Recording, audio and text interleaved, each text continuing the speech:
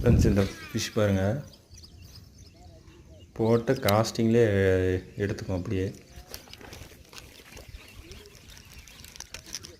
லுக்கானோட சம்பா ஃப்ராக்கில் மாட்டுச்சு, நல்லா ஹூக்கப் ஆயிடுச்சு.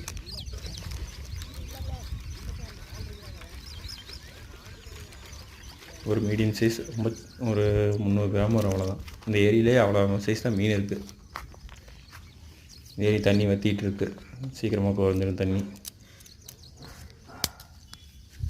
ரொம்ப பழைய ஃப்ராக், நானும் ரொம்ப நாளாக யூஸ் பண்ணிட்டுருக்கிறேன். கிழிஞ்சி போய் ஒட்டியெல்லாம் யூஸ் பண்ணிட்டுருக்கிறேன். நல்ல ரிசல்ட் இருக்கும்.